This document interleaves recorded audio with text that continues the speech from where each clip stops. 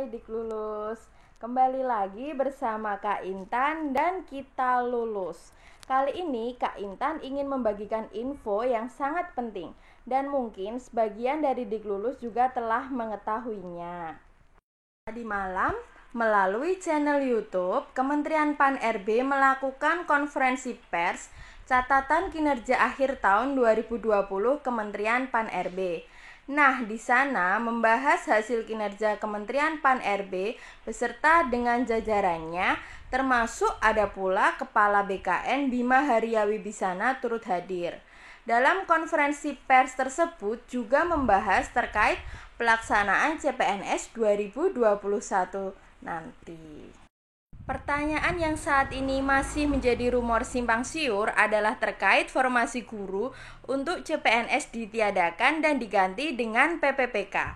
Untuk lebih jelasnya, Dik Lulus bisa simak cuplikan berikut ini. Kepala BKN tadi banyak pertanyaan sana, silakan. Terima kasih atas beberapa pertanyaannya.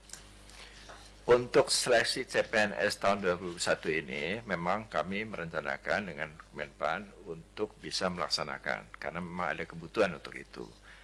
Namun demikian, ada beberapa tahapan yang harus dilakukan terlebih dahulu sebelum formasi CPNS itu dapat ditetapkan.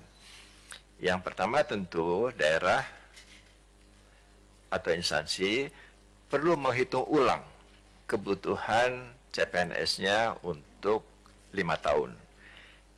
Setelah mereka mengetahui kebutuhan untuk 5 tahun itu, mereka membaginya dalam periode tahunan. Jadi tidak sekedar hanya membagi 5, tapi berapa tahun pertama, berapa tahun kedua, sampai tahun kelima. Nah, kenapa itu diperlukan? Karena saat ini banyak sekali CPNS atau PNS yang meminta pindah lokasi, sehingga kebutuhan di masing-masing tentu menjadi berubah dan berbeda. Nah, hanya jika teman-teman instansi telah menyampaikan formasi itu kepada Kemenpan RB, kami baru bisa menetapkan formasinya, berapa jumlahnya. Dan itu diperkirakan formasi itu Mei sudah dapat ditetapkan. Kenapa begitu? Karena untuk pelaksanaan tesnya diperlukan waktu paling lambat bulan Juni sudah harus dimulai, agar bulan Desember sudah bisa diselesaikan seluruh prosesi seleksi CPNS-nya. Nah, SKD tetap akan dilakukan bersama juga dengan SKB. Soal-soal juga akan dibuat dan ditambah oleh Kementerian Pendidikan dan Kebudayaan untuk memperbanyak jumlah soal yang bisa disampaikan. Nah, untuk seleksi ini tentu kami sudah belajar dari kemarin bahwa dalam pelaksanaan seleksi PNS dalam situasi pandemi ini, kami telah menetapkan protokol kesehatan yang ketat. Dan dari keseluruhan proses di semua daerah, tidak ada satupun yang tertular.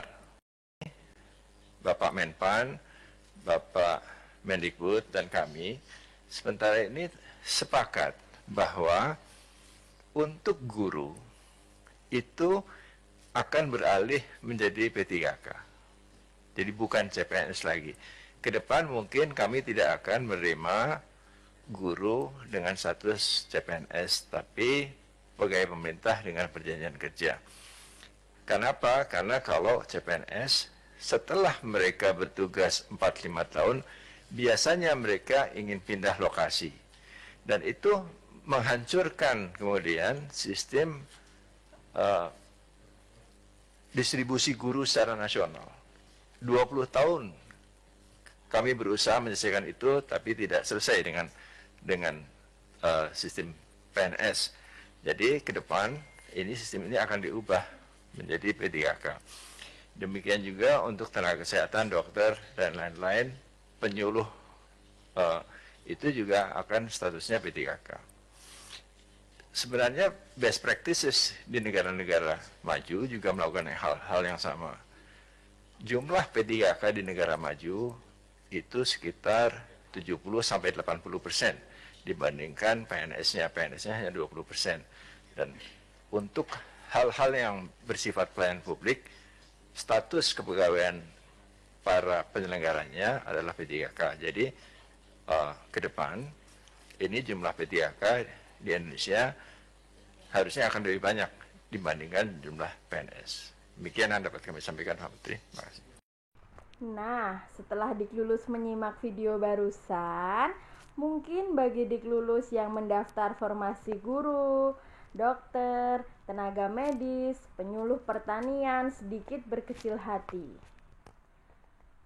Tapi bagi Kak Intan, Dik Lulus harus tetap semangat dalam belajar. Kenapa? Karena kesuksesan itu dapat diraih dengan berbagai cara.